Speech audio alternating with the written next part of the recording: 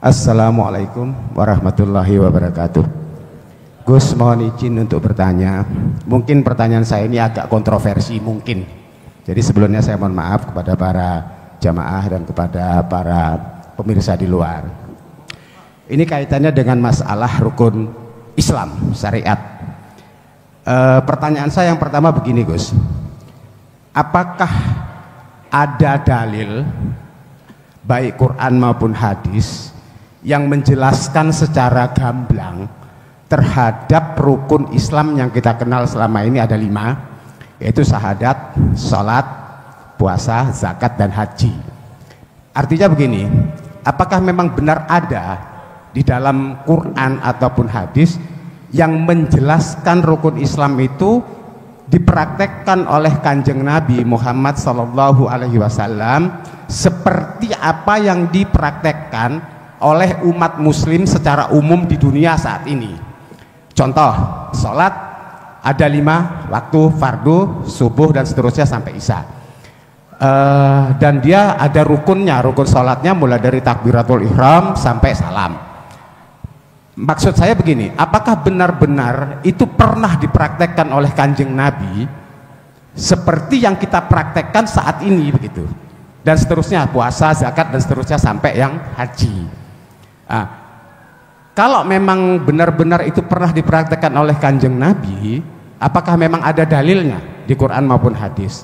Apakah itu bukan sekedar mohon maaf sekali lagi, hanya buatan orang-orang setelah Kanjeng Nabi? Itu pertanyaan yang pertama, Gus. Mohon maaf, mohon penjabaran dan penjelasannya. Boleh pertanyaan yang kedua, Gus? Pertanyaan kedua saya begini, kalau semua gerak makhluk di alam semesta, mulai jagat timur dan jagat barat, adalah atas kehendak dan kuasa Gusti Allah, berarti semua apa yang ada realita saat ini di bumi, di dunia alam semesta jagat raya ini adalah kehendak beliau, Gusti Allah maksudnya. Nah, termasuk dalam hal ini kaitannya dengan masalah iblis, nafsu, setan, dajjal dan seterusnya. Apakah yang disebut nafsu, iblis, dajjal, setan itu bisa berbuat tanpa kehendak daripada Gusti Allah itu sendiri? Maksud saya berarti kan kalau seandainya, ini pemahaman saya mungkin yang keliru, mohon nanti tolong diluruskan, Gus. Kalau seandainya nafsu atau yang kita kenal dengan iblis, dajjal dan seterusnya itu bisa berkehendak atas kehendaknya sendiri tanpa izin dan kehendak daripada Gusti Allah itu sendiri, berarti ada 2 matahari, ada 2 kekuatan, ada 2 kekuasaan. Sementara yang kita pahami secara ilmu hakikat, semua gerak makhluk hidup ini adalah gerak daripada hidup itu sendiri, urip itu sendiri.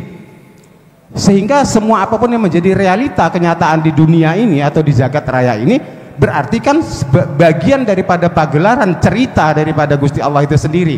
Mohon wedaran penjelasannya, penjabarannya, Gus. Mohon maaf bila pertanyaan saya ini agak nyeleneh. Terima kasih. Assalamualaikum warahmatullahi wabarakatuh. Waalaikumsalam warahmatullahi wabarakatuh. Jikalau tidak ditemukan dalil di dalam Al-Quran yang menyebutkan arkanul Islam, itu bisa ditemukan di dalam hadis sahih Bukhari Muslim. Kalau di dalam Al-Quran itu tidak disebut arkan, ndak, secara jelas terperinci ndak, cuman ada kriteria ya, tentang masalah wajibnya jenengan kalih kula niki salat, tentang wajibnya jenengan berzakat, tentang wajibnya poso, tentang wajibnya haji. Memang di dalam Al-Quran secara terperinci sebagai satu ayat arkan itu ndak, cuman bisa ditemukan di dalam hadis sahih Bukhari Muslim.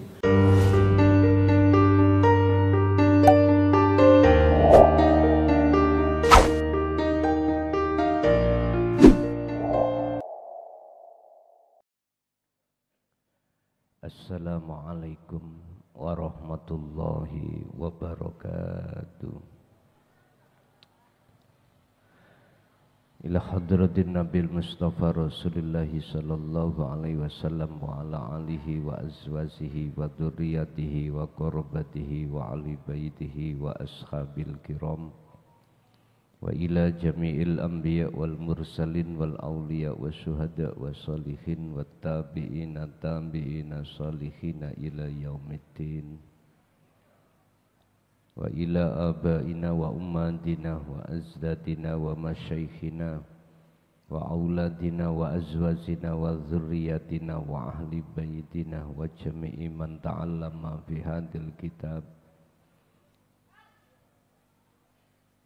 syai'ulillahi lana wa lahumul fatihah.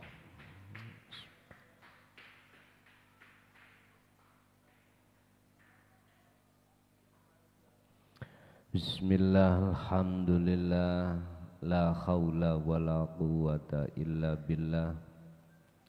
Asyhadu an la ilaha illallah wa asyhadu anna Muhammadan abduhu wa rasuluh. Allahumma salli wa sallim wa barik alaihi wa ala alihi wa ashabihi ajma'in. Rabbi shrah li sadri wa yassir li amri wa hlul 'uqdatam min lisani yafqahu qawli. Shadaqallahul azim. Amma ba'd. Berbagai cara nafsu di dalam diri kita sebagai manusia untuk dijerat, dirantai, supaya jiwa itu tidak bisa kembali kepada Allah. Bahasa syariat, berbagai cara iblis menjerat manusia itu supaya tidak bisa masuk di dalam surga. Itu bahasa syariatnya. Disibukkanlah manusia itu dengan hal-hal untuk menjalankan satu larangan dan meninggalkan satu perintah. Hukumi iblis itu membalik dari hukum Allah. Gusti Allah pesan terhadap Nabi Adam, "Adam, janganlah kau mendekat pohon itu jikalau kau ingin kekal di surga." Beda iblis. "Adam, jikalau kau ingin kekal di dalam surga ini, dekatilah pohon itu. Jadikanlah aku sebagai penasehatmu." Adam. Iblis. Maka jangan heran, Pak, bagi hati kita ya, apa yang bersifatkan kenikmatan kehidupan dunia itu terasa indah. Yastahibbunal hayatad dunya. Nafsu itu berupaya bagaimana kita hati untuk mencintai hayatad dunya. Sebab kalau hati sudah masuk di dalam perangkapnya nafsu, alal akhirah, otomatis kita akan lalai Allah. Hati ini akan lalai pada Allah.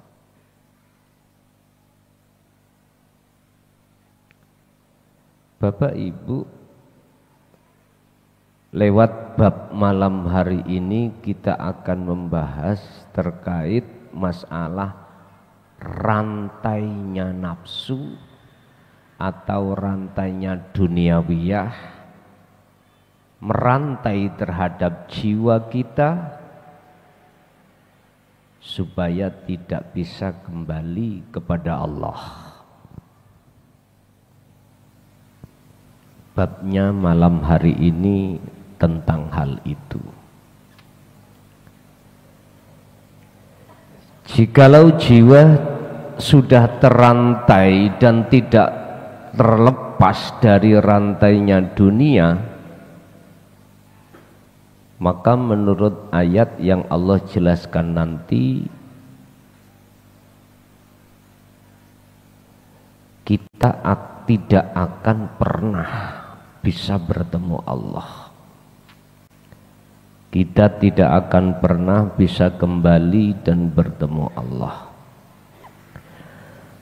Laksana bagaimana mungkin saya dirantai, dicagak sini, disuruh berangkat ke Surabaya? Nggak bisa. Selama rantai itu masih mengikat pada diri saya. Jikalau saya ingin bisa sampai ke Surabaya, langkah pertama adalah apa yang merantai saya terhadap tiang ini harus dilepas. Melepasnya pun harus bawa kunci.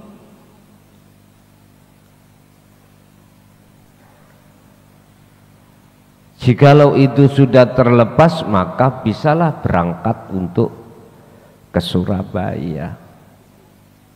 Bagaimana mungkin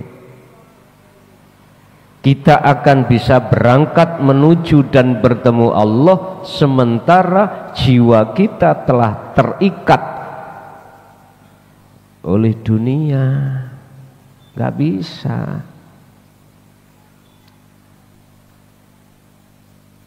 Sehingga pengaruh duniawiyah secara fisik ini dianggap oleh para tasawuf, para sufi zaman dulu itu dohir, ini berinteraksi menjadikan rohaniyah terpengaruh. Dulu itu ditinggalkan Pak secara fisik. Lebih baik saya menjadi orang fakir, orang fakir, orang melarat, orang miskin, daripada saya itu jadi orang kaya tapi saya terjerumus dalam kekayaan. Prinsipnya ahli sufi itu dulu gitu Pak, tapi tidak semuanya. Terus dikembalikan pada diri kita masing-masing. Indahnya dunia yang tiap hari, tiap saat kita secara fisik itu bertemu, apakah menjadi pengaruh pada hati kita untuk lalai dari Allah? Dan atau hadirnya satu indahnya dunia itu tidak menjadikan terpengaruh jiwa kita terhadap Allah? Itu jawabannya di hati Anda masing-masing.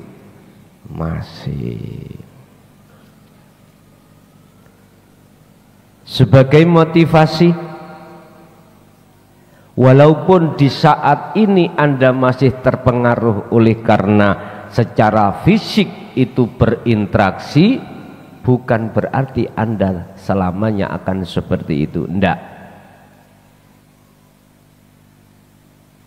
Langkah yang harus Anda bawa hanya satu, zikron kathiron.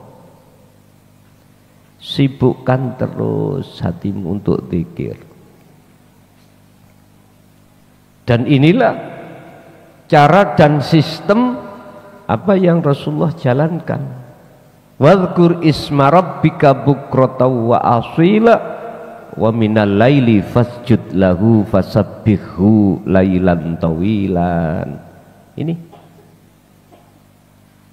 oleh karena kita masih jasad ini di dunia, ya berinteraksi hablum minan nas dengan anak, dengan istri, dengan pekerjaan, dengan teman, dengan apapun.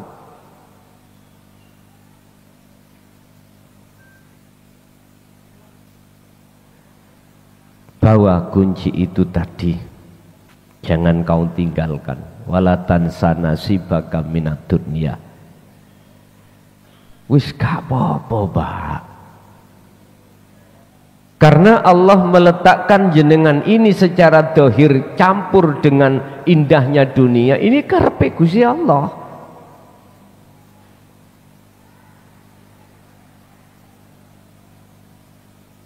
Kita seakan-akan terbuai dengan indahnya dunia, ini karepe Allah.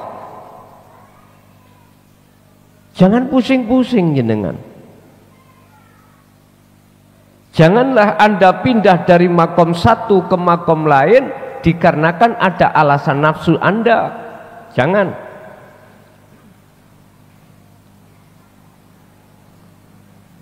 Nikmati apa makom yang Allah berikan pada kita.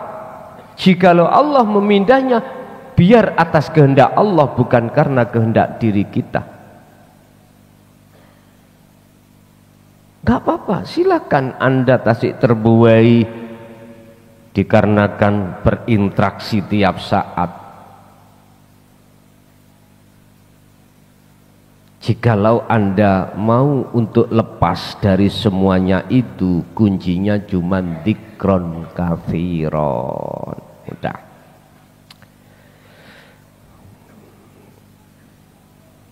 Apa rantai duniawi iki?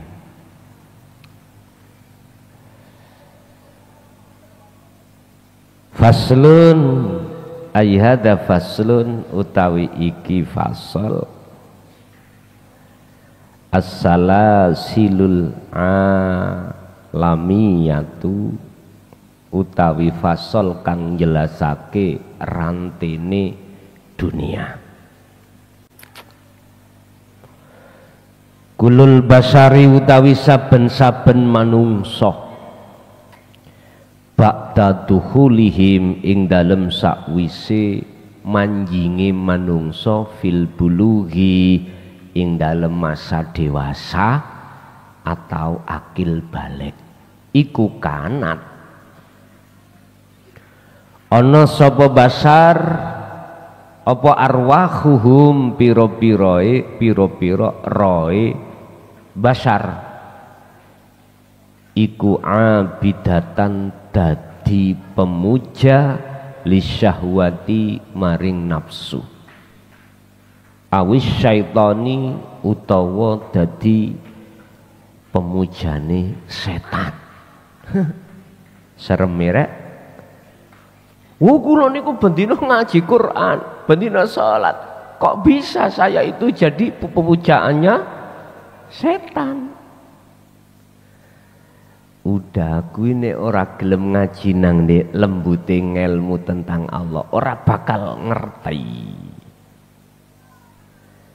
Lembut-lembutnya, halus-halusnya sebuah amaliyah yang berilat, berpenyakit, Anda tidak akan mengerti. Contoh, jenengan iki lek sedekah, poso, salat, haji, kok ning dodo sampean ana arep-arep surga iku ilat. Penyakit itu, ilat itu penyakit.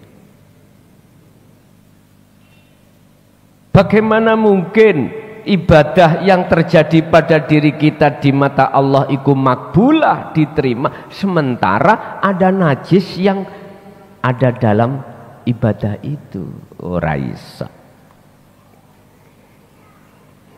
Oh Gusti Allah iku la syarikalak. Nggak boleh ada di dalam hati itu ada sesuatu selain Allah. Pahala itu tadi, surga itu selain Allah. Ayo siapa sih ngomong sak liyane ganjaran dengan surga iku Allah. Rini tak jotosi kuwi.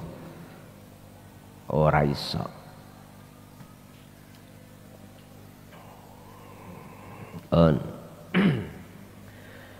Setiap manusia ketika saat dia itu masuk dalam masa dewasa atau akil balik, mesti ruhaniyah kita itu menjadi pemuja nafsu atau iblis.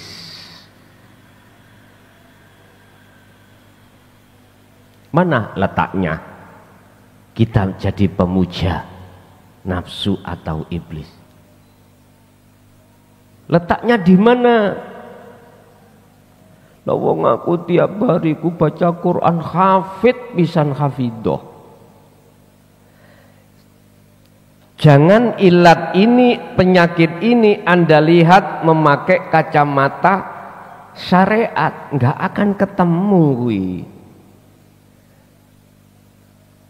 Beli ke pasar sana, cari kacamata hakikat baru jelas. Wong nek plus pak, nguasi tulisan ini remeng-remeng, belureng, seperti saya. Ora ketok. Double-double ngun tulisannya pak. Tapi kalau sudah pakai kacamata plus, wah gede-gede, jelas-jelas. Loh, pertama aku ngeluh bu, ngeluh. Tapi aku gak takut dengan ngeluh. Akhirnya ngeluh nih hilang, tinggal jelas sih. Lah, sama, karena berpenyakit mata saya.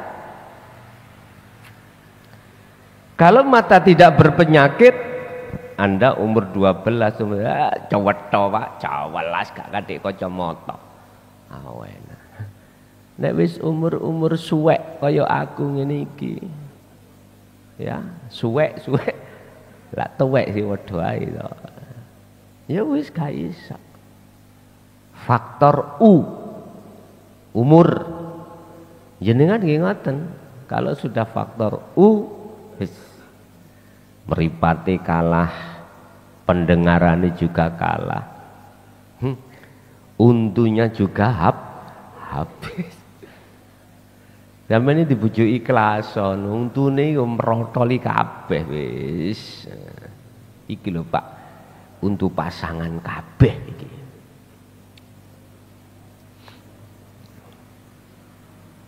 Pun. Jadi letak kalau kita itu sebagai pemuja nafsu atau setan, ketika saat melakukan apapun itu ibadah atau selain ibadah, hati kita dalam posisi taholli, ngaku. Ada rasa, ada iman, makhluknya yang melakukan. Gak ada sama sekali rasa sumber semuanya itu datangnya dari Allah, gak ada. Dan itu kita alami Pak, setiap kita dulu itu kita alami. Nah pada saat inilah masa di mana Nabi Adam itu memakan buah khuldi, itu sama prosesnya di situ.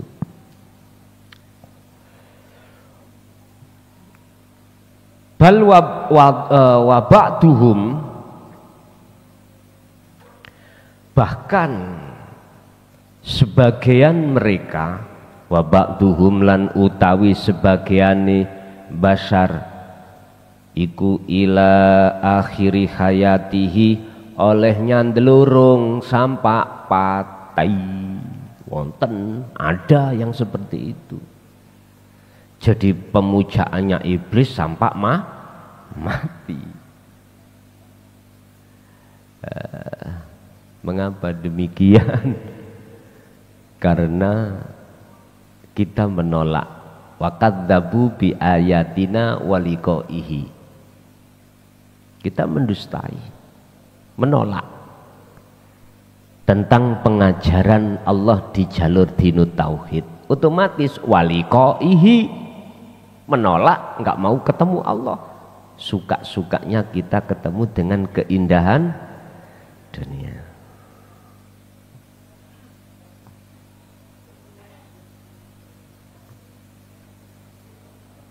Nah, lagunya indahnya dunia kan ada. Hah? Ada ya? Tak seindah wajahmu iki lho maksudnya apa iku? Wis gerabaken dhewe wis.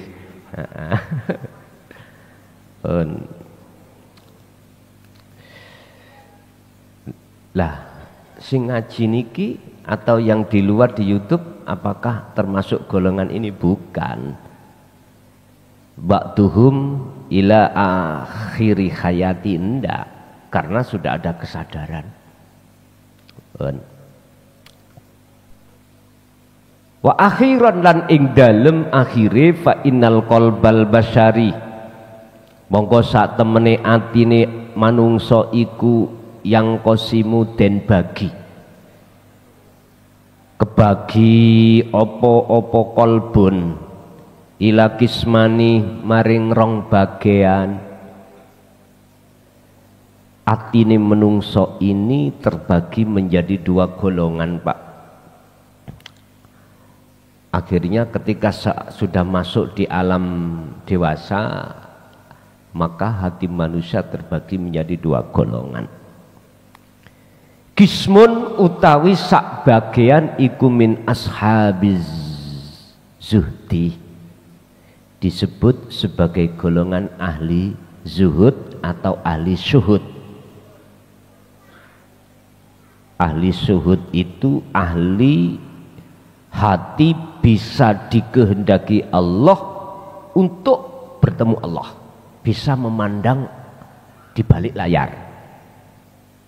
Ini disebut ahli syuhud, ahli yang bersaksi dengan benar. Kismun wa kismun lan utawi sak bagiane maneh iku min ashabil hijab, yaitu golongan ahli yang hatinya tertutup oleh sesuatu sehingga tak tampak, tak nyata wujud Allahnya. Entenono bos.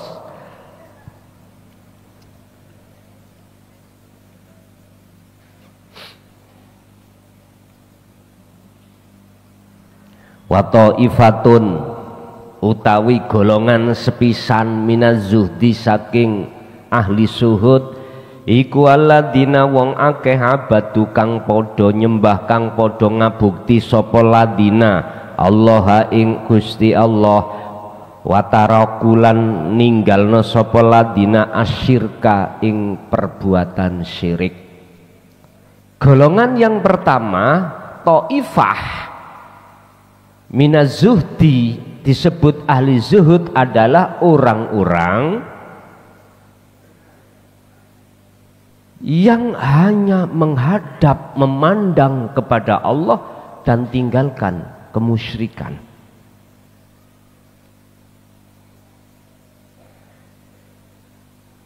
Rasa keakuan makhluk yang berperan itu sudah Allah hilangkan.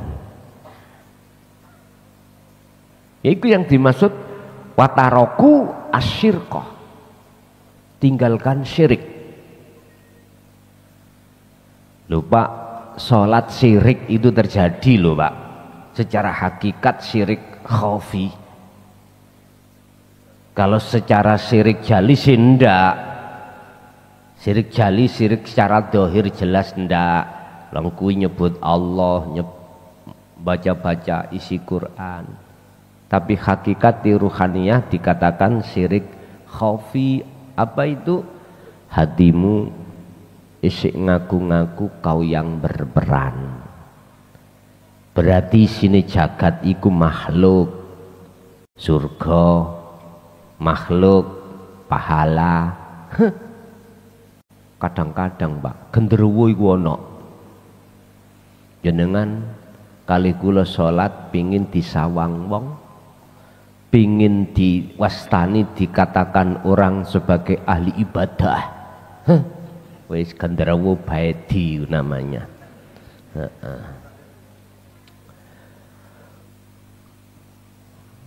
Wa majmu'atun lan utawi golongan liya maneh, golongan yang nomor 2 minal hijabi iku alladzina wong akeh la yazaluna kang ora leren-leren, berarti terus menerus.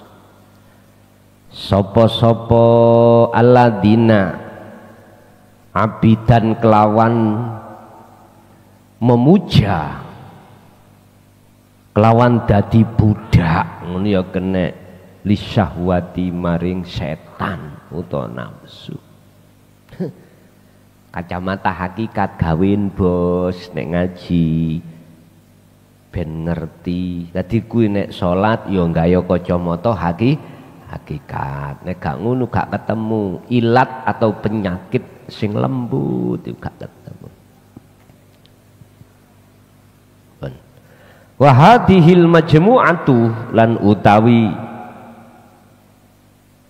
adapun golongan ahli hijab itu adalah golongan yang terus menerus hatinya menghambakan diri kepada nafsu,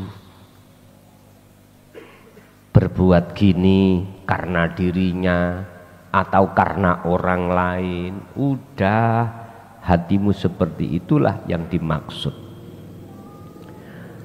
Wa hadhil majmu'atu utawi iki golongan allatila tazalu kang ora leren-leren apa tazalu oleh ndadekake apa alatin ndadekake asyahwata ing nafsu, ndadekake didadekno apa ilahan ing pangeran. Loh, gak krasa nek ndadekno nafsu atau selain Allah sebagai Tuhan, karena gak pakai kacamata blureng ae. Laha maring syahwat nafsu ya kang utawi syahwat allati kang sanatahaddatu kang dadi pembicaraan kang bicaraake bahas sapa ingsun anha saking allati hadal masai ing iki bengi malam ini tak jelaskan yang menjadi pembahasan kita terkait khusus masalah orang-orang yang terus menerus hatinya menjadikan nafsu sebagai Tuhan. Kama qala Allah Ta'ala fi suratil Jathiyah, kaya dene dawe Allah di dalam surat Jathiyah, surat yang ke-45 ayat 23. Afarwaita ana ta weruh sira Muhammad man ing wong itakhoda kang ndadekake kang ngalap sapa man ndadekake ilahahun ing dadi pangeran rupane hawahu ya hawa nafsune man. Muhammad, tahukah kamu terhadap orang yang menjadikan nafsunya sebagai Tuhannya? Ya, iki pelajarane Pak. Berarti makalah ndukur iku didasari dengan hujjah Quran iki.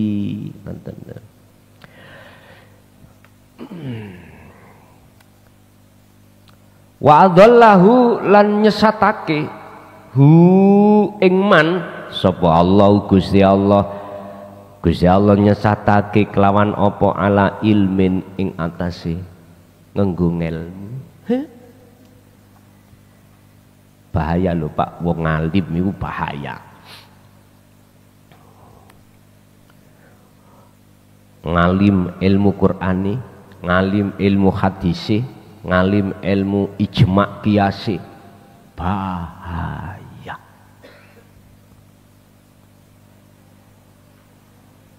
Kata anak sekarang lagi viral, enggak bahaya kah? Insyaallah.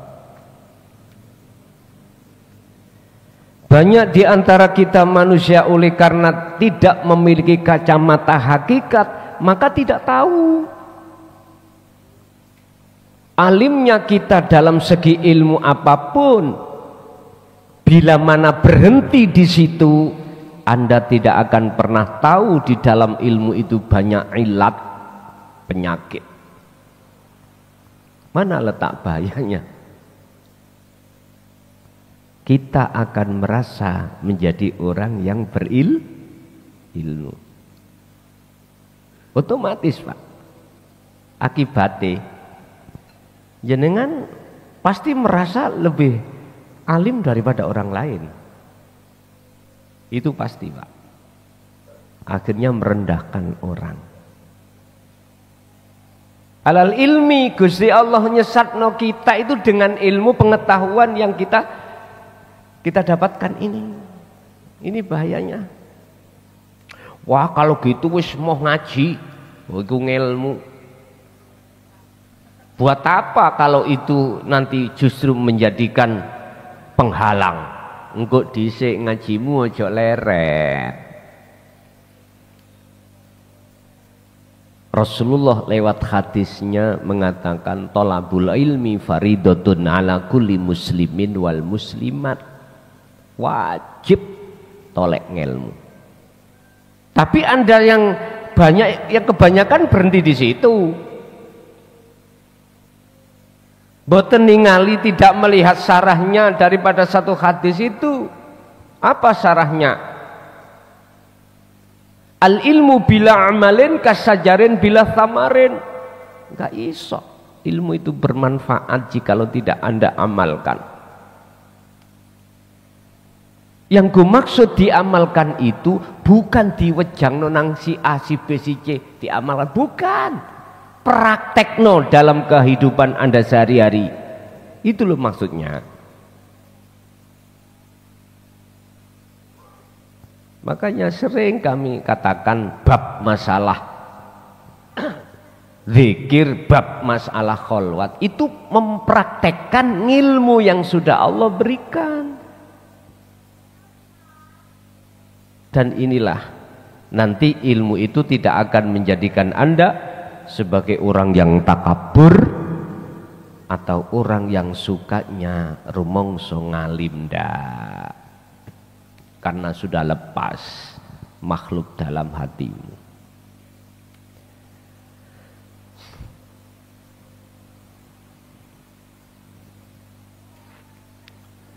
Itulah Muhammad yang disebut orang yang menjadikan nafsu sebagai Tuhannya. Barang siapa yang melakukan seperti itu, maka wa'adallahu Allahu ala ilmin. Dengan ilmu itu nanti akan dijadikan Allah sebagai alat untuk menyesatkan ruh jiwa kita. Wa khotama lan ngunci sapa Allah ala sam'ihi ing atase pendengaran kupinge wong kuwi. Kupinge man, pendengaran man. Artinya ditutup, dikunci. Anda ketika saat diajarkan tentang, didengarkan tentang ilmu tauhid, Allah menghendaki Anda menolak. Menolak. Ngaji taek ayo. Pokoknya nggak suka Pak. Dan itu memang pernah kita alami.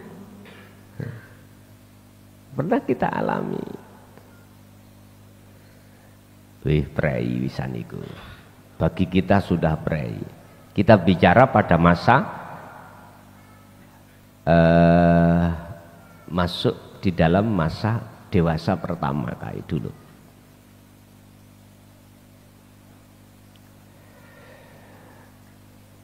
Lalu wa qalbihi lan ngunci sapa Allah ing ati sampean. Artinya dikunci, akhirnya tidak tahu rahasianya ilmu Allah ini, enggak tahu. Wa ja'ala lan dadekake sapa Allah ala basori basorihi ngatasé peningale man, dadekake gisawatan kelawan tutup. Ya wis, rupane tutup macam-macam, ilmu tadi tutup, jenengan sugih tutup, jabatan tutup, wis iku tutup. Tutup mengapa? Mengenai bahasa wisawah. Kita khatamallahu ala qulubihim wa ala sam'ihim wa ala absarihim ghishawah. Itu ada dalam surah Al-Baqarah.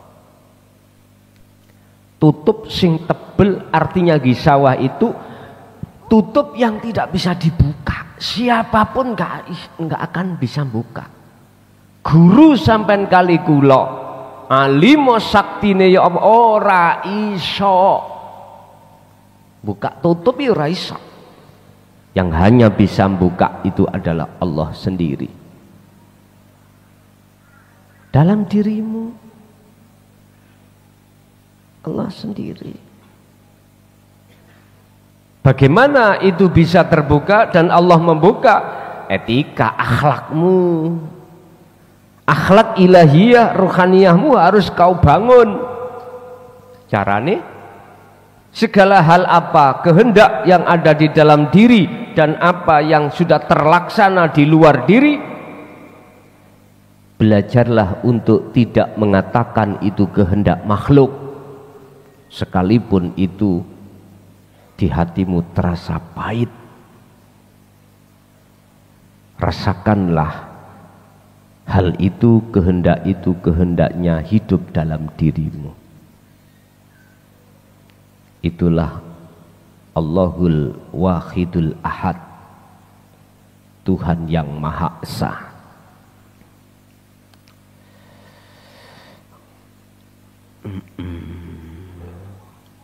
Faman lan utawi sapane wong iku yatihi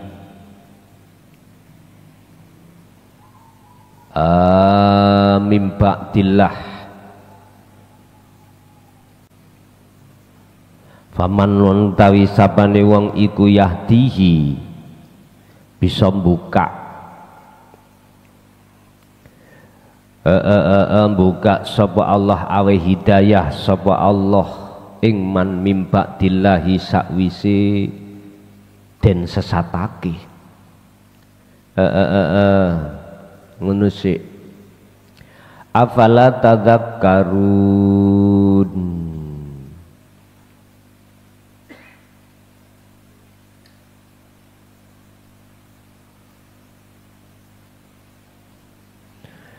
wa ja'ala lan dadeake sapa Allah ala basari ala basorihi ing atase peningale man, dadeake gisawatan kelawan tutup kang kandel, ngono lho. Famay yahdihi mim ba'dillah, lan utawi wong iku yahdi bisa buka atau bisa oleh petunjuk hi ing man aweh bisa aweh hi ing man min bi ghairi saking sakwise den sesatake Allah. Ya afala tadzakarun, mongko ketahuilah mengapa kau tidak mau berpikir.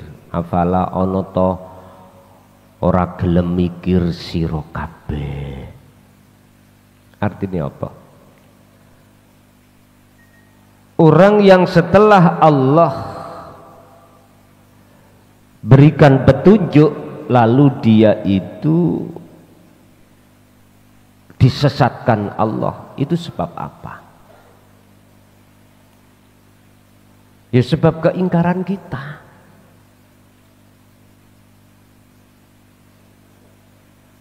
Sebab kita memperhatikan apa seruan nafsu dibanding dengan memperhatikan seruan Allah.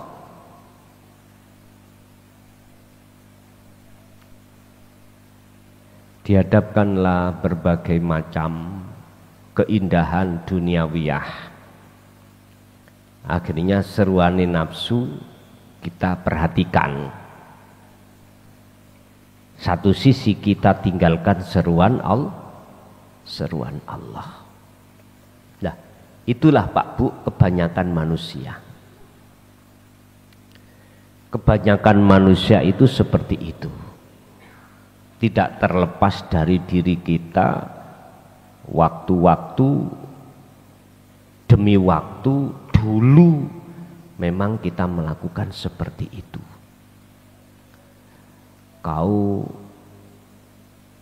akui atau tidak kau akui, itulah fakta di lapangan. Baru Anda sekarang sadar ketika Allah buka hidayah dalam hatimu. Udah, kalau yang seperti itu sekarang bagaimana? Ya udah, tinggal bertahanlah Anda hatta ya'tiyakal yakin, sampai hari kematianmu. Sehingga dalam bahasa sederhana kami sampaikan, kalau seseorang itu sudah disesatkan Allah, maka tidak ada yang bisa membuka, memberikan petunjuk hidayah setelah Allah itu menyesatkan. Nggak bisa.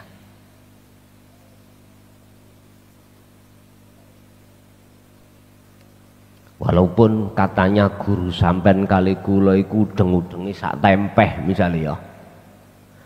Walaupun guru sampean kali kula iku sok nahan langit, mohon maaf, gak udan misalnya.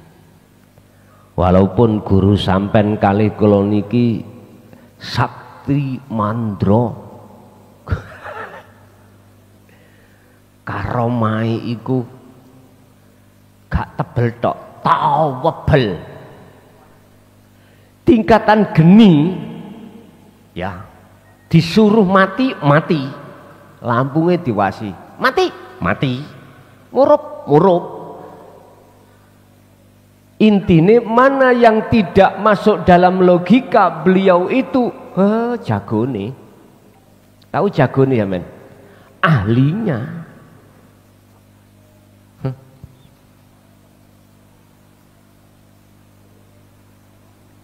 Bahasa karomah kan dinggul-nggulno golongan kita yang jadi budak nafsu, Pak.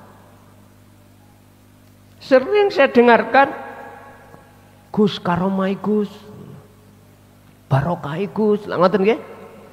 Barokah nggih. Yuga kula niki arepe nyalokno tentara ben dadi. Atiku lho Pak, ngap-ngap ngono asline. Demi Allah ngoten Pak. Iki tak elingno brengos wis putih. Gak tak elingno kok terus-terusan. Kadang-kadang bab masalah ekonomi Pak. Loh, perkara iku aku gak geding. Nggak nyalahne, tolong sekali lagi pandanglah di dalam karomah itu siapa, ngoten lho maksudku.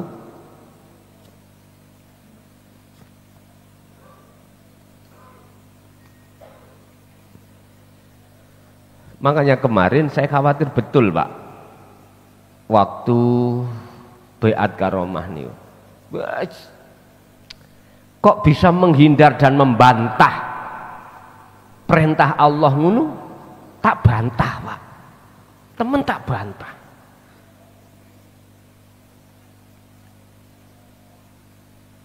Nek umpama kula bantah, ya tinggalkan dunia sudah.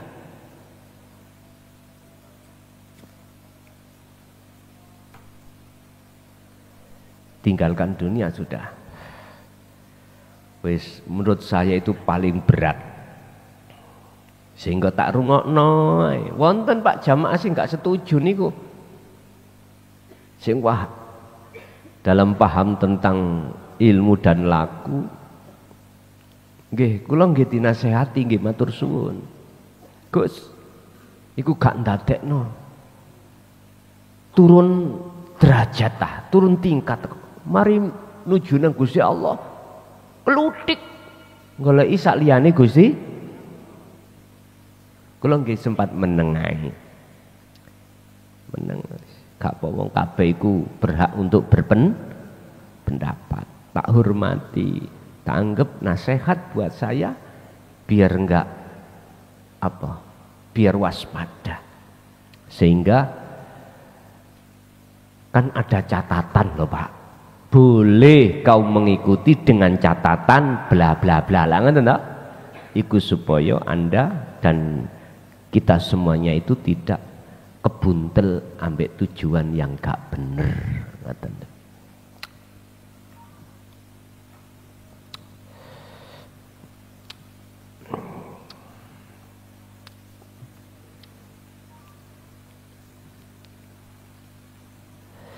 Di Pak terus simang Pak.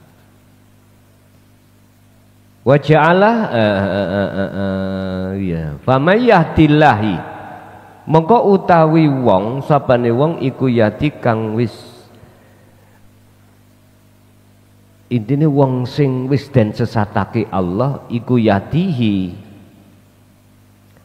ora bakal bisa buka ingman min ghairillahi kang sakwise disesatni Allah.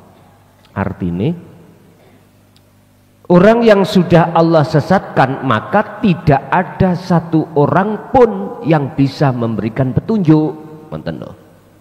Afala tadzakkarun?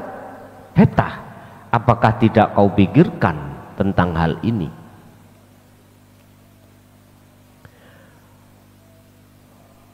Wa min muladatilan iku setengah saking kesenangan hadil hayati dunia iki kesenangan kehidupan dunia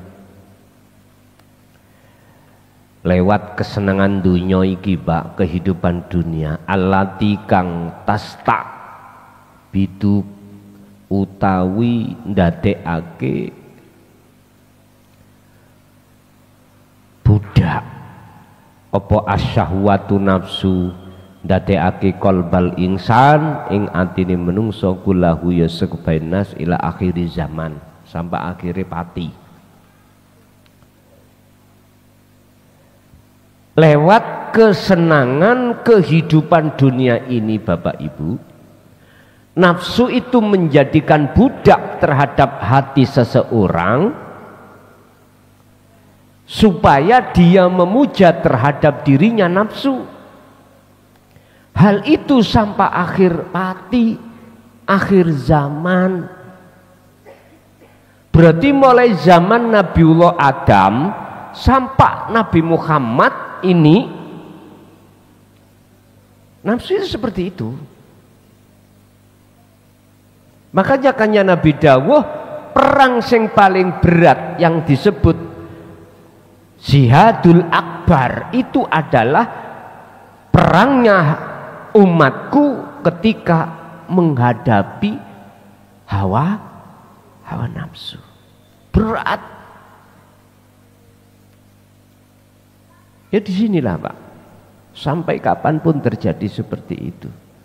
Makanya bagi kita yang sudah ditakdirkan Allah dikehendaki untuk bisa kembali kepada Allah, ini enggak ada harganya. Artinya enggak bisa ditukar dengan rupiah jumlah berapapun, enggak bisa.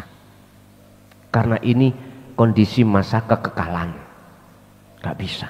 Kalau dunia itu ada masanya habis Pak, habis, matek ya habis, ya sudah.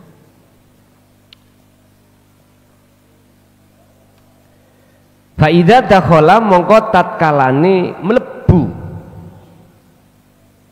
apa alqalbuati mlebu fi fakhis syahawati ing dalam perangkape nafsu ya fata'allaqa mongko gantungake apa alqalbuati biha kelawan syahwat wahdaha khali sijine nafsu wahada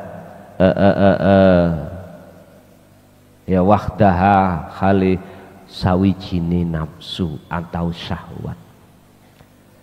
Tatkala hati ini sudah masuk perangkapnya nafsu Pak, maka hati ini akan bergantung terhadap hanya pada nafsu. Karena kita jadi budak. Jadi budak itu jadi pesuruh. Siapa yang menyuruh itu yang harus kita lakukan. Kalau kita budaknya Allah, berarti kita berjalan di atas jalan perintah Allah. Kalau kita budaknya nafsu, berarti kita berjalan nuruti apa perintah nafsu. Indonesia sebelum merdeka ini menjadi negara budak. Masyarakat menjadi budaknya sang penjajah. Wajib kita itu mengikuti undang-undangnya penjajah. Hati kita dijajah oleh nafsu, otomatis roh ini wajib mengikuti nafsu.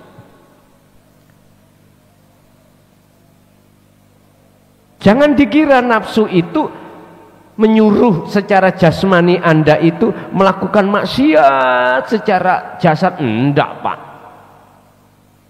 Menyuruh Anda sholat, taat. Saya nggak setuju ngomong.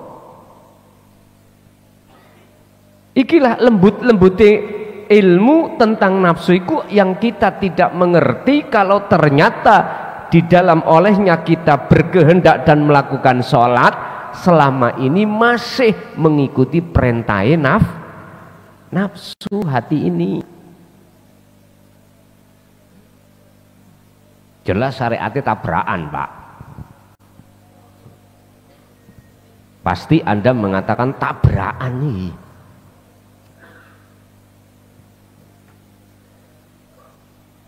Oh, nek ngono lapo salat, ora usah daripada iku nurunna nafsu. Ya turu wa mateo wis. Buyar wis, ngono lho.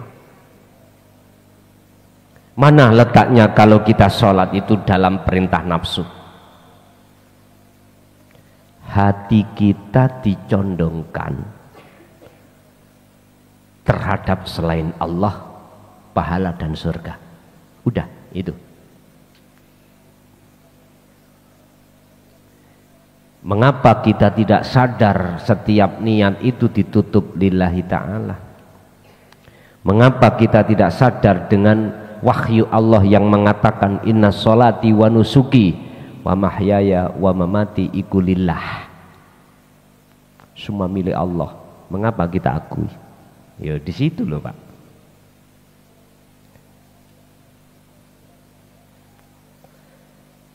Lagi sholate gak bolong nae, ngilok-ngilokno sing bolang-bolong. Lagi kayak sregep sholat ngene wis kemlelet. Sudah.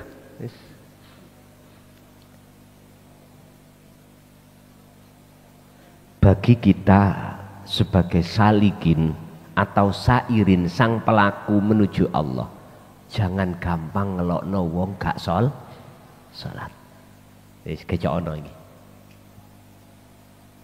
Saya ulang.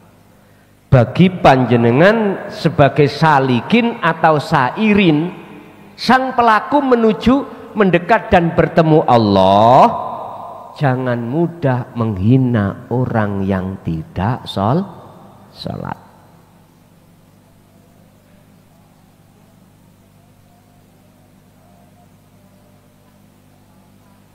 Terkadang atine di mata Allah luwih bagus orang yang seperti itu daripada kita, bos. Terkadang. Mengapa demikian? Karena kita tidak memakai kacamata hakikat. Itu loh persoalannya. Makanya wis ojo gampang nyeneni wong sing kaya ngono kuwi. Apa? Tema kita background apa sih artinya? Cara tujuan kita itu kan hanya satu, mendekat dan bertemu Allah. Lah ikut tak? Nggak ada yang lain. Ya sudah, fokus, sibuk dengan tujuan itu. urusan apa yang berkenaan dengan orang lain, ya sudah, biar urusannya Allah, yang penting Anda tetap fokus di dalam tujuan. Caranya untuk mengikat tujuan itu berarti tali itu pegang rapat gitu.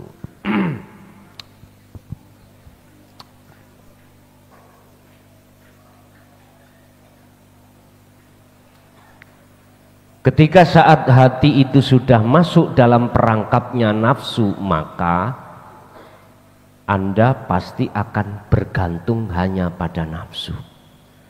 Kalau hati sudah bergantung terhadap nafsu, maka pasti kau akan lalai dari Tuhanmu.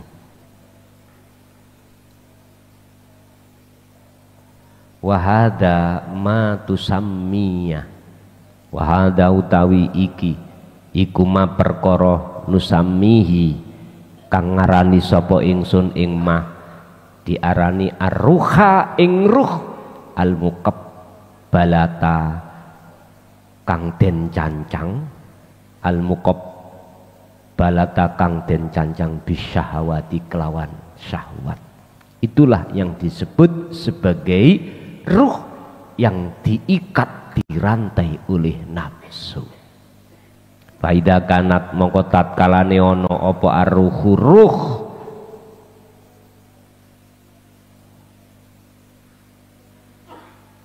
ana iku martabitotan, terikat atau kecancang bisyahwati kelawan nafsu syahwat, kesenangan. Balan ta'udu, nek wis kecancang ya mongko ora bakal bisa bali sapa ruh ilal liqa ilahi, maring ketemu Allah.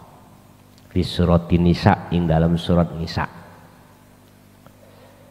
Apabila ruh itu sudah terikat oleh nafsunya, maka ruh itu tidak akan pernah bisa kembali dan bertemu Allah. Mengapa demikian? Karena kita seluruh umat manusia, ruhnya itu asalnya dari Allah, kefitrohan, berhubung masuk alam dewasa, tinggalkan Allah, akhirnya minggat sangka Allah, kecantol ambek perkara sakliyane Allah. Lah nek wis ruh iku kecancang dengan perkara selain Allah, maka jangan harap ruh akan bisa kembali kepada Allah. Ngaten ringkese. Hal itu Allah sampaikan di dalam surat An-Nisa ayat 48. Innallaha, wonten nang sampean. Wonten nggih? Nggih pun. Masalahnya tadi saya kirim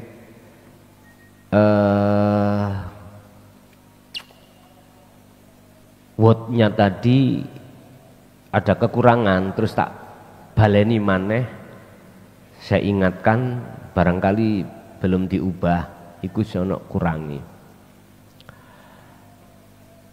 Innallaha satemene Gusti Allah iku la yaghfiru, ora bakal ngapura sapa Allah ayusraka ing dosa syirik bihi kelawan Allah.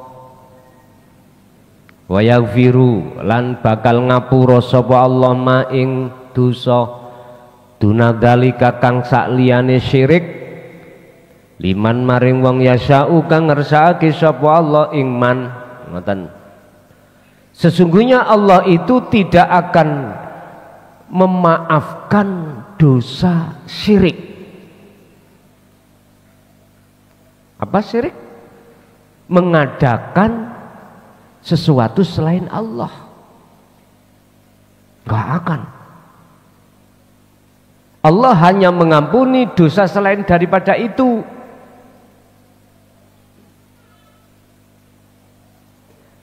Lima yasha,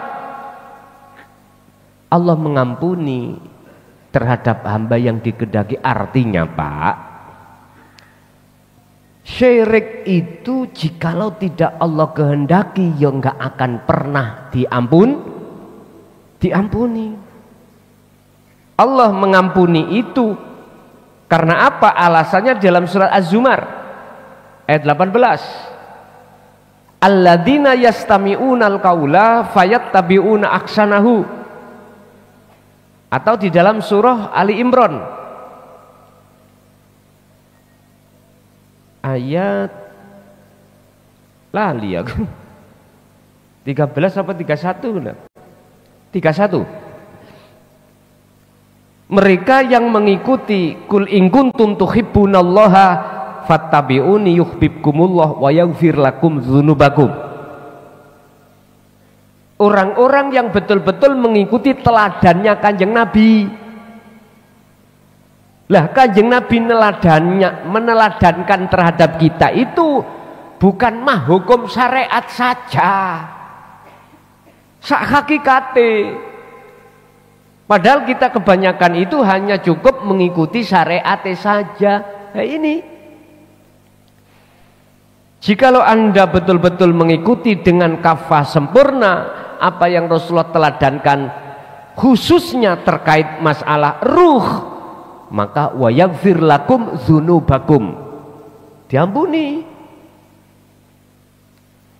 Kalau surat Az-Zumar tadi, mereka lah yang ketika mendengarkan fatwa-fatwa, wahyu-wahyu inti di dalam Al-Quran Anda dengarkan, Anda beriman dan mengikutinya dan melaksanakan dengan baik, maka itulah golongan yang dimaksud mayyasha, orang-orang hamba yang Allah Aku yakin kalau sudah hati jenengan iki menerima dan buka tentang rahasia ilmu hakikat ini, aku yakin jenengan tidak akan pernah kembali lagi berbuat syirik. Oleh karena proses Anda itu ada di fana, ada di kamil, belum di bako, otomatis terkadang ati iku kesansang ambek perkara selain Allah. Tapi Allah kasih solusi. Apa solusinya? Az-Zumar Al-Ahzab ayat 42. Fasabbihuhu bukratan wa asila. Bersihkan lagi siang dan malam hatimu dari perkara itu. Karena prosesmu itu masih di fana dan kamil, otomatis tak ancup-ancup no. Ngerti dia ancup-ancup no? Jatuh bangun aku. Lah iki lho.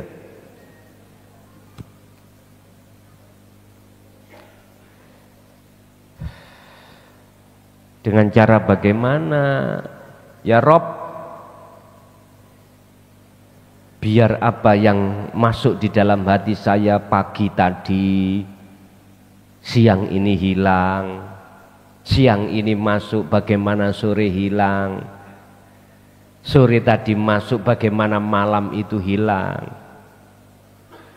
Kembali pada ayat sebelumnya itu, berarti harus 41 Al-Ahzab. Ya ayyuhalladzina amanu dzkurullaha dzikron katsiron, berzikirlah. Wis.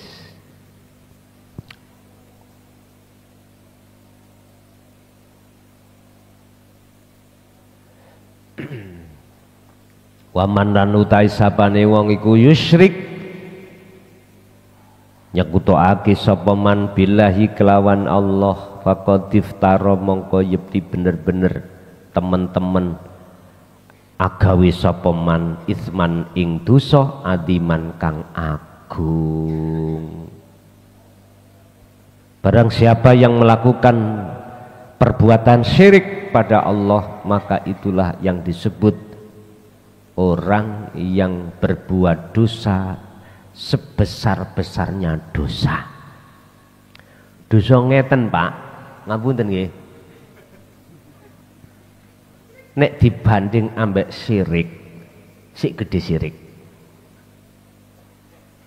Gede syirik. Jangankan ini gak di ngapura. Apa sih Bu? Wong syirik di ngapura bagi hamba yang dikehendaki.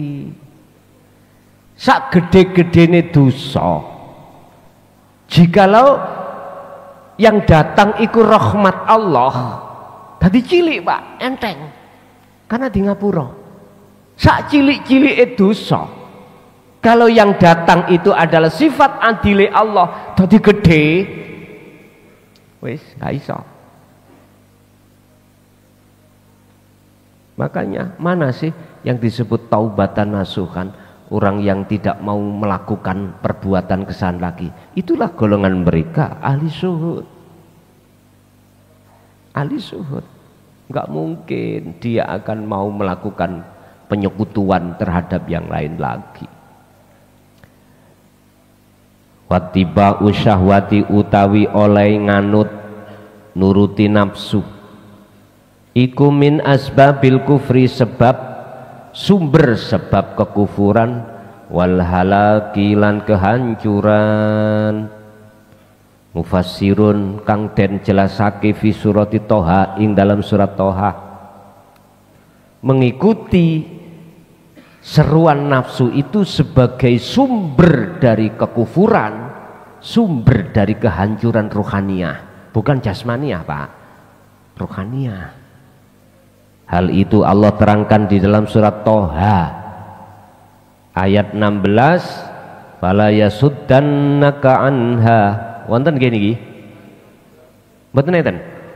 Oh nggih pun, berarti wis diubah ambek admin tadi.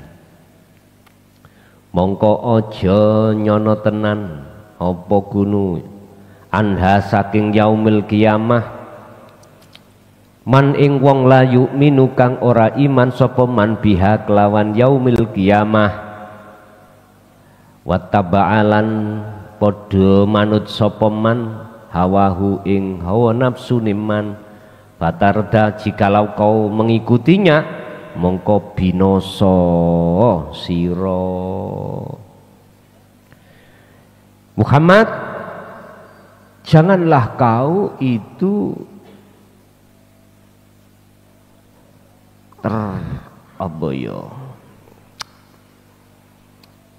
gak waspadha niku apa jenenge?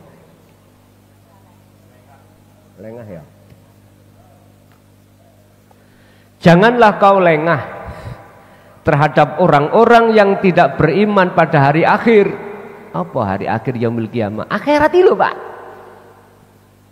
Zona musyahadah itu. Orang yang tidak percaya di dunia ini bisa ketemu Allah, inilah yang dimaksud. Orang yang tidak beriman kalau di dunia akan bisa bertemu Allah, ini sebab maksud di dalam teori hukum syar'i ketemu Allah setelah kemati. Berhubung nggak bawa kacamata plus atau hakikat, mohon maaf, belereng-belereng. Ternyata akhirat itu ya di sini sudah. Nggak tahu yaumil kiamah. Jangan lengah kau terhadap orang-orang golongan orang yang seperti itu. Mereka itu fattaba'a hawah, ngikuti petunjuk nafsu. Jikalau kau mengikuti, hancurlah kau. Sing hancur iku ruhaniyah kita, jadi budak nafsu.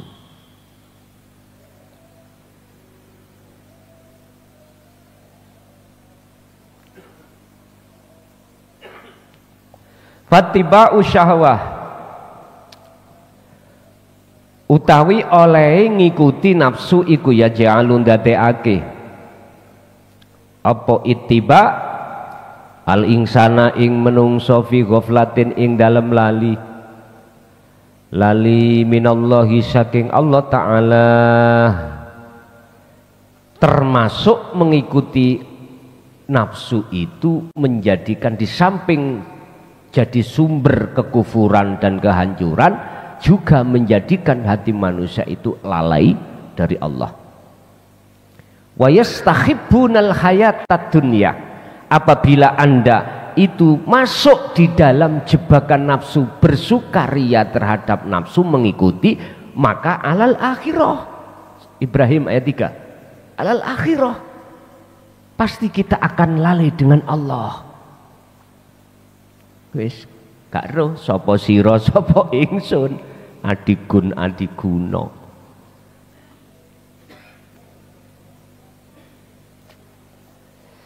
Apa sih Pak? Bokongku panas, blok goblok. Ngene iki. Ngundang viral. Oh, aku duduk kiai kok. Nek kiai se viral. Nafsu. Pancen iku njaluk dipisui bendawina. Enak ngaji kok utik bokongku dadi panas.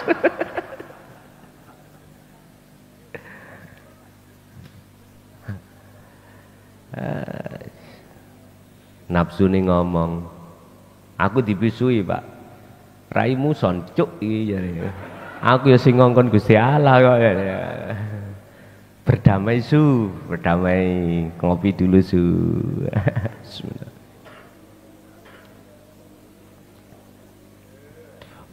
Nafsu iblis wis dadi boloku Pak, janis dadi bolo.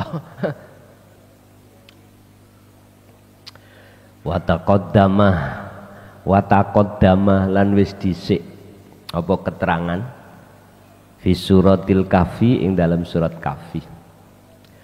Wasbir nafsaka ma'al ladina yad'una rabbahum, surat kahfi ayat 28, surat yang ke-18. Wasbir, sabaro sira Muhammad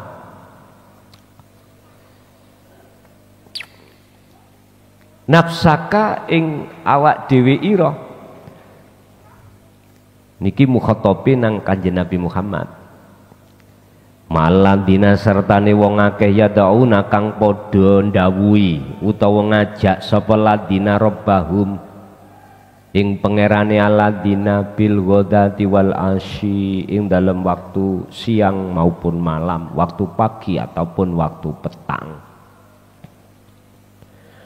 Yuriduna khali ngarepake sapa ladina wajahu ing ketemu Allah. Muhammad, bersabarlah kau beserta orang-orang yang selalu ngajak untuk bertemu Allah baik di waktu pagi maupun siang maupun sore maupun malam. Niki pesene Allah terhadap Muhammad. Wala ta'du, aja mingu sira Muhammad, alias perhatikan apa ainakam miripat lurus sira anhum saking tindakane kufar. Turidu kang ngarepake sapa kufar zainatal hayati dunya, ngarepake apa pepaese utawa zainah apa ya, ngepik-ngepiki ngono lho. Cara HP ku iku ben ketok apik walaupun jerone bosok iku ya apa ya? Dipaesi ngoten ya, dikesingi. Modele kaya urip. Halo, Waalaikum. Kesinge wapi, Pak. Tibake gak ono suarane. Digawe gaya-gayaan. Ngoten. Wala tuti lan aja nganut sira Muhammad man ing wong aghfalna kang nglalekake ingsun Allah qalbahu ing atine wong kuwi mau andikrina saking eling ingsun wataba'a lan nuruti sapa man hawahu ing hawa nafsune kafir wakana lan ono apa amruhu keadaane kufar atau keadaane kafir iku furuton perilaku kang nglampaui batas Muhammad di samping awakmu itu terus bersama orang-orang yang menyeru untuk mendekat dan bertemu Allah. Ingat, matamu jangan sampai lengah dari mereka yang selalu mengajak untuk bersukaria terhadap kesenangan dunia. Mohon maaf Pak, kula ngomong bahasa Muhammad empun mlayu nang Kanjeng Nabi Muhammad sampean terhadap diri kita, sebab di sekeliling kita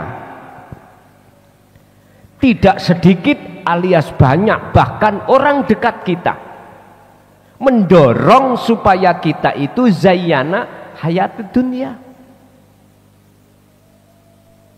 entah itu istri suami kita, entah anak kita, entah saudara kita. Meripat loro sampean iki ati iki waspadao. Tontoken meripat dohir omongane, tontoken meripat batin apa isi di dalam omongane. Niki kudu kita itu harus waspada. Bila perlu Anda ingatkan, ya sampean seperti itu ya, engko kecewa mburine ya. Ngoten. Nek wani sampean, nek gak wani ya meneng wae. Nek sampean nekat ya kandhanono. Nek gak wani ya menengo. Wong garwa sampean iku protes dengan isine ngaji ngene. Akhire metu, "Yo iki sadoke omong ngaji nang Jabar. Wani-wani ambek bojomu, ambek Kang Masmu." Aku enggak wani-wani lho Kang Mas, enggak. Cuman aku mau ngelingno tok. Wis ta. Jenenge istri wis gak iso ngalahno suami. Apalagi kita sebagai istri gak punya status. Wis mik sendika dawu. Dikon ngalor ya ngalor, ngidul ya ngidul. Padahal ngalor iku ya gak ngerti ana pucuke kelor, ngidul ya gak ngerti ana pucuke. Ya Allah. Wis betah-betahno Bu nggih. Betah-betahno. Temen betah-betahno. Wis ta jarne sesuk bongko-bongko. Gampang. Sing penting dikir sampean sampean gecoki. Padha mbek pake ya ngono.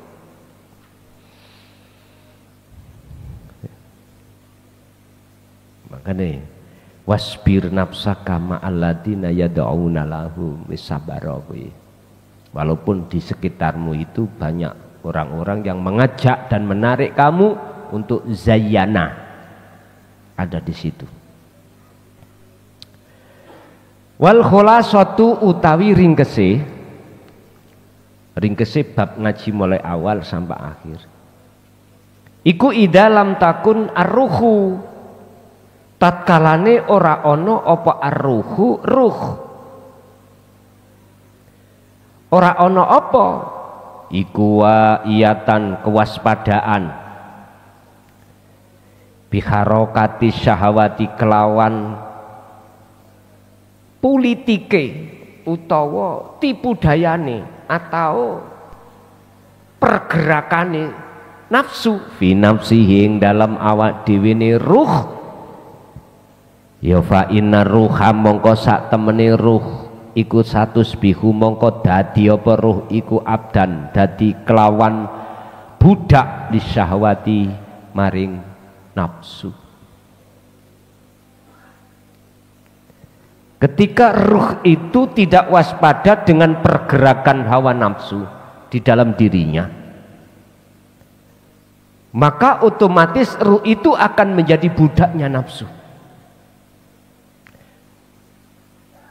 Sebaliknya, jikalau Anda itu waspada dengan pergerakan hawa nafsu, yang hawa nafsu itu menyuruh Anda berbuat secara syar'i perkara yang baik, contoh sholat, Nek Anda waspada, maka Anda tidak akan menjadi budaknya akhirnya jadi budai Allah. Begitu, Pak. Terus bagaimana? Dan saya harus bawa apa supaya tahu segala gerak tipu dayanya nafsu? Kembali lagi zikir, wis titik ngono kuwi. Pun sing takon, monggo takon.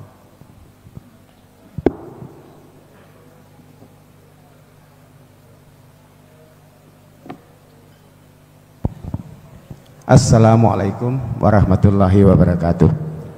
Gus, mohon izin untuk bertanya. Mungkin pertanyaan saya ini agak kontroversi mungkin. Jadi sebelumnya saya mohon maaf kepada para jamaah dan kepada para pemirsa di luar. Ini kaitannya dengan masalah rukun Islam, syariat. Pertanyaan saya yang pertama begini, Gus. Apakah ada dalil baik Quran maupun hadis yang menjelaskan secara gamblang terhadap rukun Islam yang kita kenal selama ini ada 5, yaitu syahadat, sholat, puasa, zakat, dan haji. Artinya begini, apakah memang benar ada di dalam Quran ataupun hadis yang menjelaskan rukun Islam itu dipraktekkan oleh Kanjeng Nabi Muhammad SAW seperti apa yang dipraktekkan oleh umat muslim secara umum di dunia saat ini? Contoh, sholat ada 5 waktu, fardu, subuh, dan seterusnya sampai isya. Dan dia ada rukunnya, rukun sholatnya mulai dari takbiratul ihram sampai salam. Maksud saya begini, apakah benar-benar itu pernah dipraktekkan oleh Kanjeng Nabi seperti yang kita praktekkan saat ini begitu? Dan seterusnya, puasa, zakat, dan seterusnya sampai yang haji.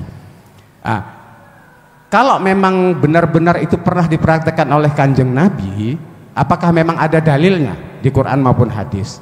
Apakah itu bukan sekedar mohon maaf sekali lagi, hanya buatan orang-orang setelah Kanjeng Nabi? Itu pertanyaan yang pertama, Gus. Mohon maaf, mohon penjabaran dan penjelasannya. Boleh pertanyaan kedua, Gus? Pertanyaan kedua saya begini, kalau semua gerak makhluk di alam semesta, mulai jagat timur dan jagat barat, adalah atas kehendak dan kuasa Gusti Allah, berarti semua apa yang ada realita saat ini di bumi, di dunia alam semesta jagat raya ini adalah kehendak beliau, Gusti Allah maksudnya. Termasuk dalam hal ini kaitannya dengan masalah iblis, nafsu, setan, dajjal, dan seterusnya. Apakah yang disebut nafsu, iblis, dajjal, setan itu bisa berbuat tanpa kehendak daripada Gusti Allah itu sendiri? Maksud saya berarti kan kalau seandainya, ini pemahaman saya mungkin yang keliru, mohon nanti tolong diluruskan, Gus. Kalau seandainya nafsu atau yang kita kenal dengan iblis, dajjal, dan seterusnya itu bisa berkehendak atas kehendaknya sendiri tanpa izin dan kehendak daripada Gusti Allah itu sendiri, berarti ada 2 matahari, ada 2 kekuatan, ada 2 kekuasaan. Sementara yang kita pahami secara ilmu hakikat, semua gerak makhluk hidup ini adalah gerak daripada hidup itu sendiri, urip itu sendiri. Sehingga semua apapun yang menjadi realita kenyataan di dunia ini atau di jagat raya ini berarti kan bagian daripada pagelaran cerita daripada Gusti Allah itu sendiri. Mohon wedaran penjelasannya, penjabarannya, Gus. Mohon maaf bila pertanyaan saya ini agak nyeleneh. Terima kasih. Assalamualaikum warahmatullahi wabarakatuh. Waalaikumsalam warahmatullahi wabarakatuh. Jikalau tidak ditemukan dalil di dalam Al-Quran yang menyebutkan arkanul Islam, itu bisa ditemukan di dalam hadis sahih Bukhari Muslim. Kalau di dalam Al-Quran itu tidak disebut arkan, ndak, secara jelas terperinci ndak, cuman ada kriteria ya, tentang masalah wajibnya jenengan kalih kula niki salat, tentang wajibnya jenengan berzakat, tentang wajibnya poso, tentang wajibnya haji. Memang di dalam Al-Quran secara terperinci sebagai satu ayat arkan itu ndak, cuman bisa ditemukan di dalam hadis sahih Bukhari Muslim, iku golekno dhewe. Cara syariah lho ya, syariah. Nek cara hakikiyah, apakah arkan-arkan itu yang dimaksud? Bukan. Sehingga kita harus memahami apa sih arti daripada syahadat, arti daripada sholat, arti daripada zakat, poso, haji, apa? Ini akan terbongkar ketika saat kita masuk di dalam hukum hakikat, baru terbongkar di situ. Bapak Ibu hadirin rahimakumullah. Dalam satu cerita hadis yang seingat saya itu, Rasulullah ditanya oleh malaikat Jibril ketika saat beliau itu tausiah ya ngeten iki dengan para sahabat. Tiba-tiba malaikat Jibril menyerupai seorang pemuda bertanya 3 hal. Ma huwa al-Islam, al-iman, al-ihsan. Lah, kalau toh memang ada, apakah Rasulullah itu melakukan? Nah, ini pertanyaannya toh. Tadi masalah dalil ada. Kalau toh ada itu hadis, apakah Rasulullah itu dulu melakukan? Jangan-jangan itu bikinan orang setelah Kanjeng Nabi. Itu pertanyaan kedua. Sallu kama ra'aitumuni usolli. Mungkin bisa dikaitkan surat Al-Abaiki, surat Al-Ahzab ya, ayat 21 tentang teladan. Teladan yang dimaksud di situ adalah liman kana yarjullah. Hati harus ada keinginan untuk bertemu Allah. Padahal mayoritas kita manusia tidak mau bertemu Allah, maunya bertemu kesenangan kehidupan dunia. Nah, ini merupakan satu bukti bahwasanya ketika saat zaman beliau Rasulullah itu melakukan uzlah, melakukan kholwat, melakukan zikir yang dalam rangka mendekat dan bertemu Allah. Wal yaumal akhirata wa dzakarallaha katsiran. Nah di sini. Jadi apakah ini juga dilaksanakan oleh Rasulullah? Kalau melihat dari sisi kacamata hakikat ini enggak syariat. Kalau syariat sudah jelas itu tadi termasuk 3 hal: al-iman, al-ihsan, al-iman, al-ihsan.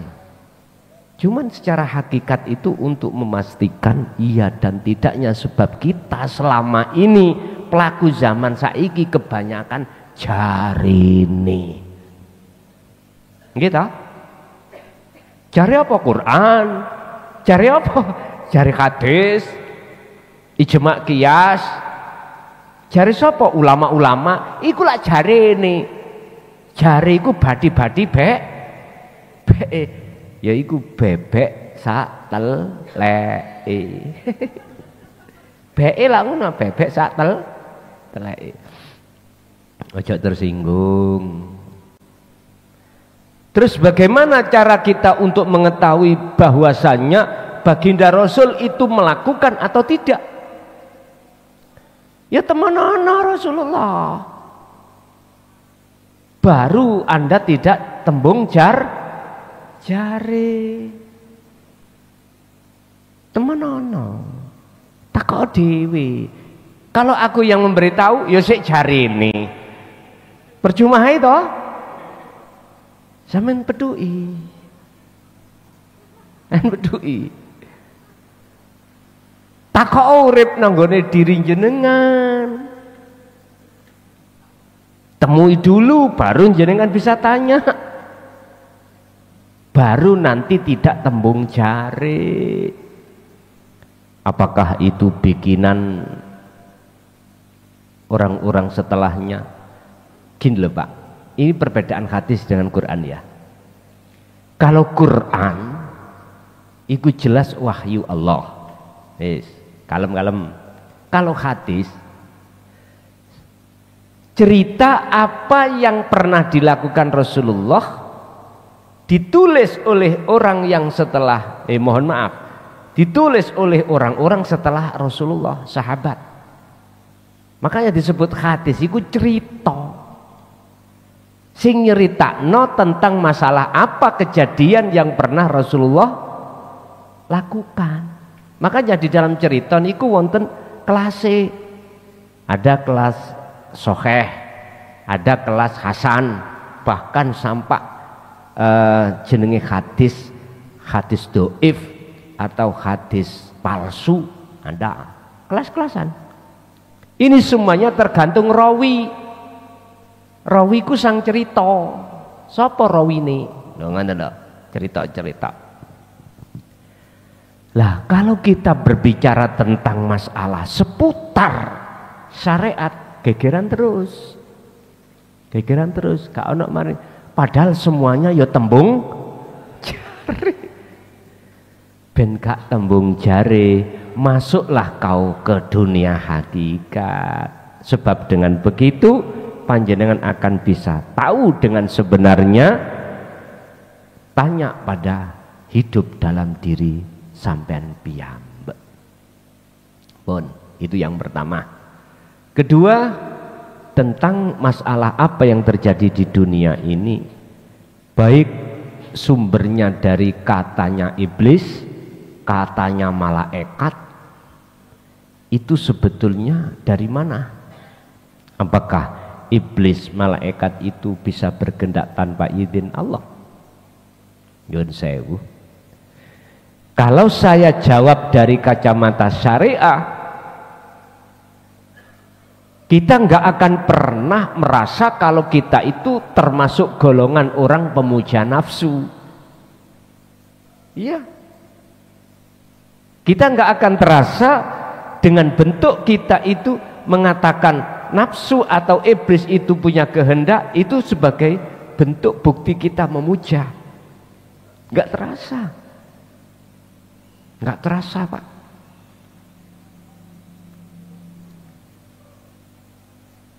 Lihatlah dari kacamata hakikat.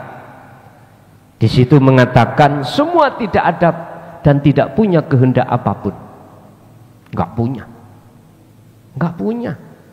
Karena di dalam hakikat itu mengarahkan hati untuk mengesahkan Allah, meniadakan perkara selainnya.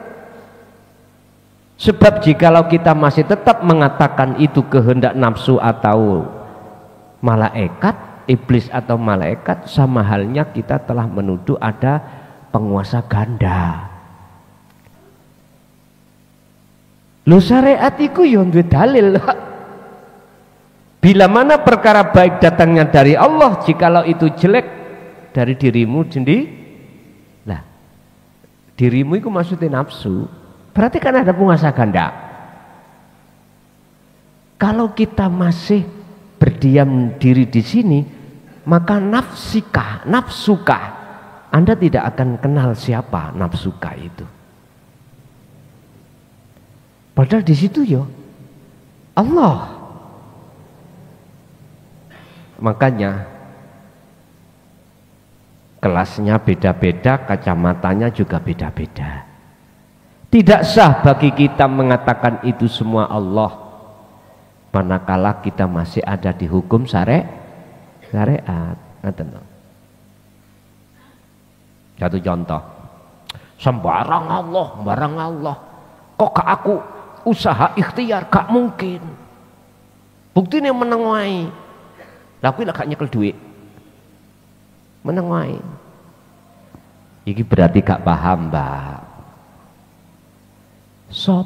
Siapa di belakang dirimu ketika saat kau ikhtiar usaha? Sopo? Lah ini yang tidak kita sadari. Akhirnya kita ngaku-ngaku kita, akhirnya muncullah bahasa selain Allah itu.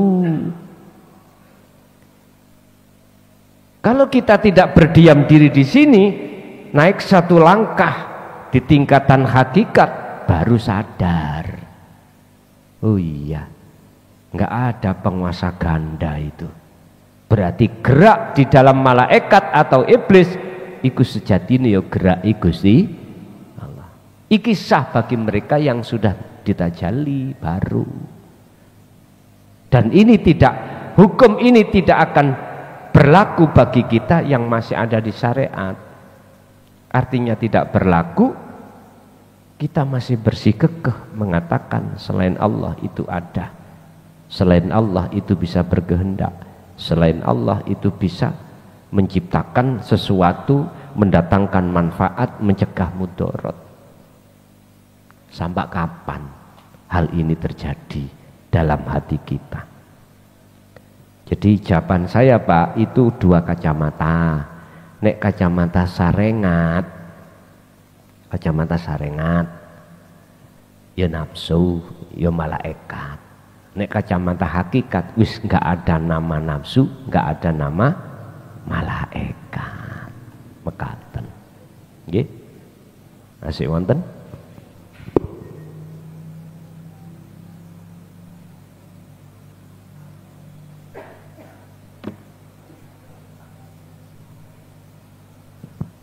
Mungkin Ibu, nggih, monggo.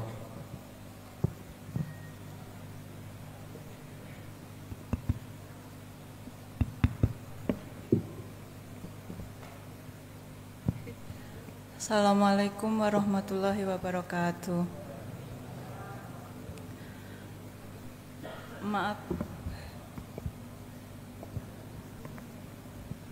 Maaf Gus, saya ada titipan pertanyaan dari teman saya yang domisili di Turki juga. Beliau titip salam buat Gus. Pertanyaannya adalah, beliau sering mengikuti kajian Gus lewat YouTube juga. Pertanyaannya adalah, sepertinya dia dari kecil sudah dibuka oleh Allah kasab mukasafa. Dia sering melihat makhluk-makhluk Allah yang tidak bisa dilihat di dunia nyata atau di alam mukhadharah ini. Bahkan katanya sering melihat malaikat juga. Itu yang membuat beliau merasa lelah katanya. Apakah hal ini bisa dihilangkan Gus? Terus apa yang harus saya lakukan katanya untuk menghilangkan hal tersebut? Terus yang kedua, akhir-akhir ini Gus katanya dia sering mendengar beribu-ribu suara jangkrik di telinga beliau. Katanya jangankan di alam hening, di saat hening, bahkan di saat keramaian pun juga sering mendengar suara jangkrik, beribu-ribu jangkrik yang sangat mengganggu katanya. Mohon penjelasannya, itu semua penyebabnya apa dan bagaimana cara mengatasinya. Atas penjelasan Gus diucapkan banyak terima kasih. Akhirnya, Assalamualaikum warahmatullahi wabarakatuh. Waalaikumsalam warahmatullahi wabarakatuh. Ketahuilah bahwasannya bagi hamba Allah yang sudah ada niat untuk berjalan menuju dan bertemu Allah, tatkala alam mukasafah itu dibuka, sebetulnya itu hanya sebagai ujian bagi Anda, apakah lanjut perjalananmu menuju dan bertemu Allah, apakah berhenti. Tatkala si A itu dibuka, maka tidak akan pernah si A itu bisa keluar dari atau menolak dari hal itu. Tatkala si B itu tidak dibuka, berupaya bagaimanapun juga kau tidak akan pernah bisa melihat di dalam alam itu. Janganlah kau anggap itu sebagai gangguan atau rintangan. Anggaplah semuanya itu sebagai ujian. Anda tidak akan terhalang oleh yang dikatakan ujian tadi manakala Anda tahu bagaimana caranya. Jangan pernah ada keniatan untuk menghilangkan hal itu. Cukup sudah Anda bagaimana Anda mengatasi untuk tidak menjadi penghalang. Apa yang harus Anda lakukan? Sebab datangnya hal itu hanya Tuhanmu yang mendatangkan. Jangan pernah Anda mengeluh, akhirnya merasa terganggu suara jangkrik lah atau yang lain. Cara untuk Anda supaya tidak merasa terganggu hanya satu. Catat baik-baik yang ada di Turki, catat dengan baik-baik.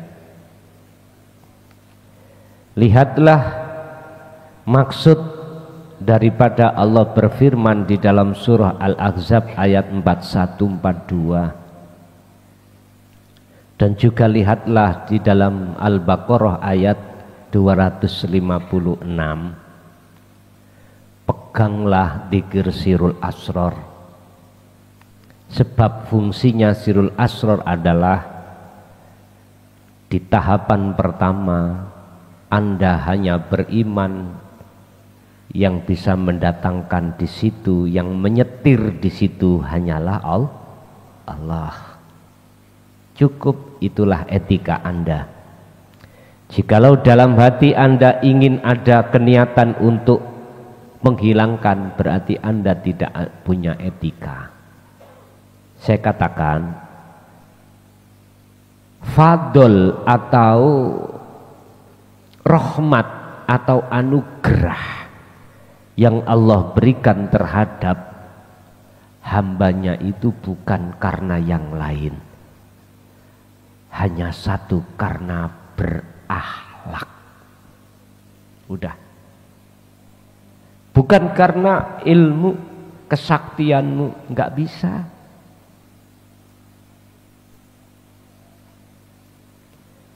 Hanya karena fadl atau anugerah. Dan anugerah itu Allah datangkan disebabkan karena hatimu berakhlak ilahiyah. Akhlak ilahiyah iku sendika dawuh abot-abot.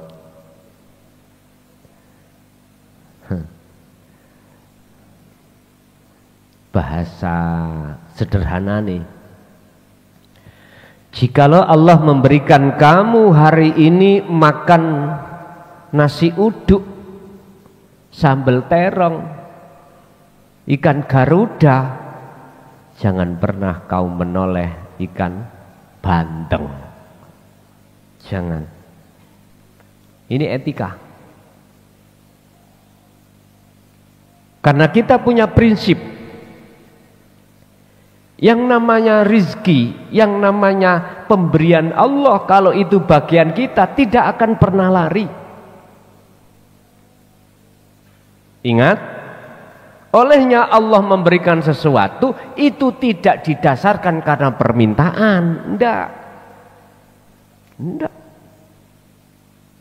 Inilah Pak, etika Pak. Berat memang kalau kita itu ngikuti etika. Tapi justru ketika kita patuh dalam etika, justru akan melonggarkan hati kita untuk tidak mudah kita itu protes pada Allah dalam semua ketetapannya.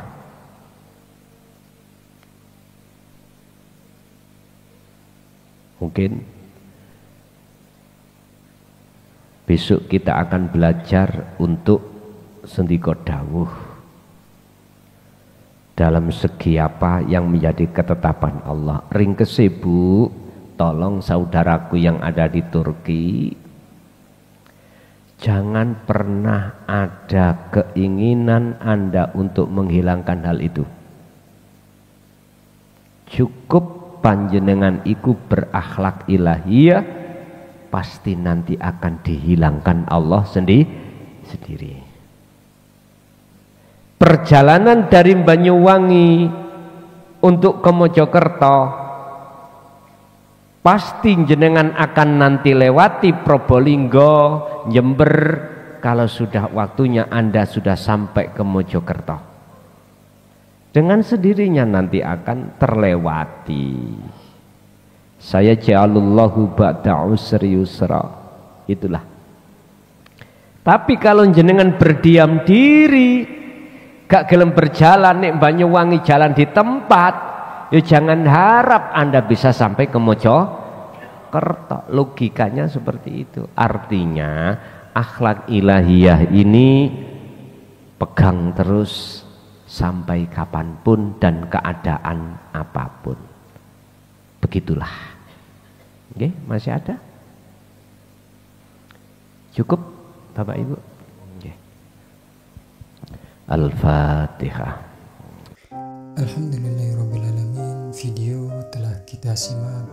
Semoga apa yang disampaikan oleh beliau bisa bermanfaat. Kami selaku admin memohon maaf yang sebesar-besarnya. Akhirul kalam, wabillahi taufiq wal hidayah. Wassalamualaikum warahmatullahi wabarakatuh.